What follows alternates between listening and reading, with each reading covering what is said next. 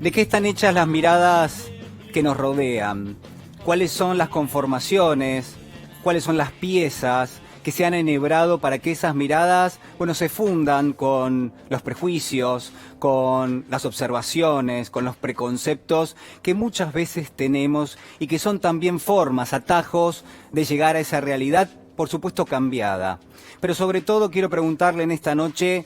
cómo está conformada la fricción que se genera entre la posibilidad de esos preconceptos, de esos prejuicios, prácticamente de esos atajos y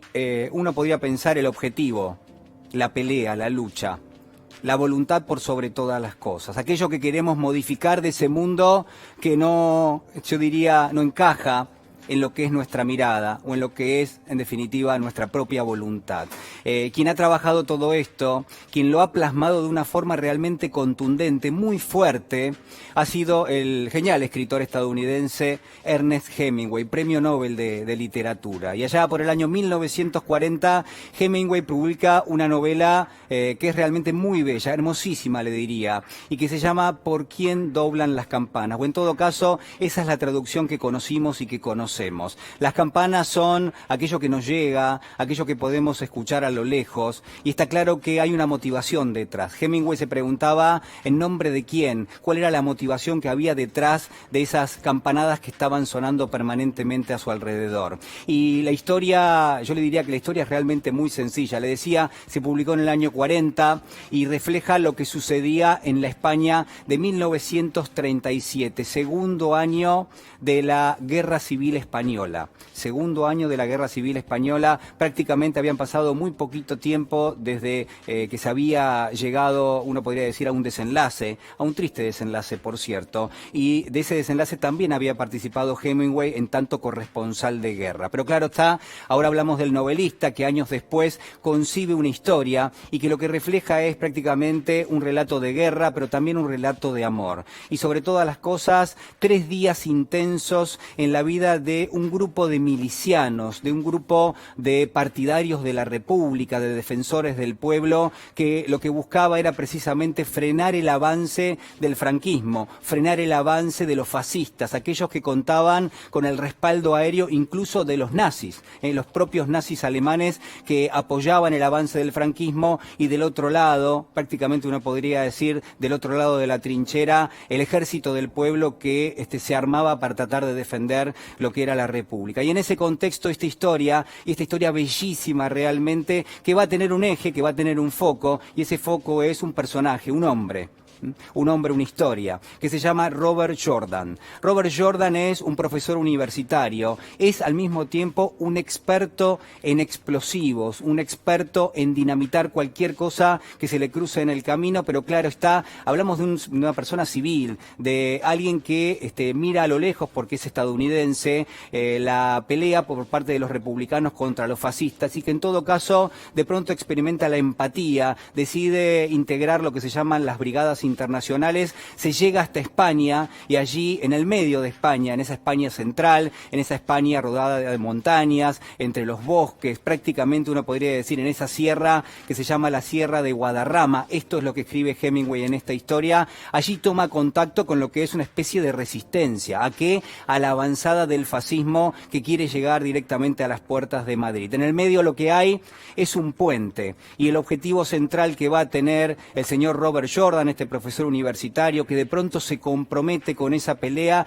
y que empieza a tomar contactos con aquellos que están haciendo la resistencia, es ni más ni menos que volar ese puente, dinamitarlo por completo. Y entonces empezamos a tener la sensación de que en ese objetivo es prácticamente hay, y en todo caso, un elemento central, que es el sacrificio. Y quizás a lo largo de la historia empezamos a entender que ese sacrificio implica necesariamente y lamentablemente una situación de carácter suicida. No tenemos en claro todavía, pero cuando vamos avanzando en la historia nos da la sensación de que esto podría llegar a ser así. Hay quienes tratan de convencerlo de que no lo lleva adelante. De hecho, el propio Jordan toma contacto con la resistencia, toma contacto denominador que uno puede encontrar en otras novelas como París era una fiesta, o también Adiós a las armas. Bueno, está en esta Por quién doblan las campanas, que es que los personajes de Hemingway son, yo le diría, sumamente transparentes, que en todo caso lo que no hay son las contradicciones propias, uno podría pensar, de la condición humana. Dudamos, no sabemos qué hacer, no sabemos si ser valientes o no tanto. Bueno, lo que pasa con los personajes de Hemingway, y seguramente usted lo ha experimentado cuando lo ha leído, o seguramente lo va a experimentar cuando lo lea, a partir de esta noche, que es una buena idea, es que esa transparencia actúa prácticamente de una forma injusta, porque los personajes de Hemingway son la representación misma muchas veces del amor, de la tristeza, de la alegría, de la soberbia, del egoísmo, y todo eso está presente, la cobardía, la valentía, y quizás en algún punto uno se pregunta, ¿pero realmente una persona puede ser así? ¿Puede ser valiente más allá de todas las cosas que le están pasando, más allá de que está en una situación crítica donde no sabe si va a sobrevivir o no, como es la Guerra Civil Española? Y esto es lo que se ve, y esta también es la lectura que quiero ofrecerle, porque obviamente cuando uno lee eso se encuentra con aquel que representa lo solidario, con aquel que representa la camaradería que surge en una guerra, con aquel que representa la miseria. Sabemos perfectamente que en una situación crítica, como puede ser una guerra o como también puede ser una pandemia, surge la miseria en las personas, surge la miseria en el ser humano, y en esta historia, en este relato también está presente. Le dije que el texto es bellísimo, le dije que hay una música que suena una y otra vez, pero al mismo tiempo lo que quiero marcarle de una forma realmente contundente es que quizás hay otra lectura que me parece que nos viene mejor, y que esa lectura lo que refleja es que en el medio de esta tragedia colectiva que yo le estoy consignando, que es la historia en sí misma, que es la guerra, que es esta guerra civil española, en el medio de esa tragedia lo que hay es la certeza nuestra como lectores, pero también incluso del protagonista, que se llama Robert Jordan, que es profesor, que sabe dinamitar un puente y que de hacerlo sabe que no va a sobrevivir. Lo que existe es la certeza de que incluso teniendo éxito en esa misión, bueno, no va a poder cambiar el rumbo de los acontecimientos, de que la suerte está jugada, de que esa historia ya está. Y así todo quizás nos encontramos, y esto es lo valioso de la historia, en Por quién doblan las campanas, nos encontramos con alguien que se compromete, con alguien que pone por encima de todo, incluso de la consecución de sus objetivos inmediatos, que pone por encima el compromiso, con aquel que tiene al lado, con aquel que de alguna manera es referencia para él, con aquello que de alguna forma él ha trazado como un camino que va hacia adelante, pero que ineludiblemente no termina ya en el corto plazo, con las limitaciones, ha tejido casi un pacto, sabe que él quizás no va a sobrevivir, sabe que eso que persigue quizás no se va a conseguir, pero el compromiso está. El compromiso está, y eso nos queda permanentemente, nos reverbera en la cabeza cada vez que leemos a Hemingway. Está en cada una de sus historias. Nos preguntamos cómo puede ser que alguien conciba una historia, le ponga emoción, le ponga valentía, pero desde el vamos ya sabemos que lo que va a pasar ahí no es nada bueno, que en todo caso la historia está juzgada. Y quizás la referencia, lo que quiero marcarle en esta noche, que lo que hace Hemingway es un pase mágico, porque lo que nos muestra es que quizás la lucha es más importante, que el compromiso es más importante, que el día a día es más importante que la consecución inmediata de un objetivo que muchas veces no se logra en el corto plazo, pero que quizás, cabe preguntarnos, quizás sí se logra en el mediano y en el largo. Y en todo caso lo que importa siempre es el día a día, es la lucha, es el compromiso y es la empatía. Y me pregunto esta noche si no referencia de una forma ineludible a lo que ha sido la lucha por el aborto legal, seguro y gratuito en la Argentina, que uno podría referenciar a lo que ha sucedido en las últimas horas, pero que claramente tiene, creo, un correlato con la historia misma de la lucha, que fue más y que es más la lucha que la propia consecución de ese objetivo que afortunadamente se logró, pero que en todo caso también es lucha hacia adelante y es pelea hacia adelante. Y de la misma manera, para terminar, lo que quiero preguntarle es si todo eso de lo cual estamos hablando no podríamos traspolarlo a la situación social, a la situación económica en nuestro país, si esa idea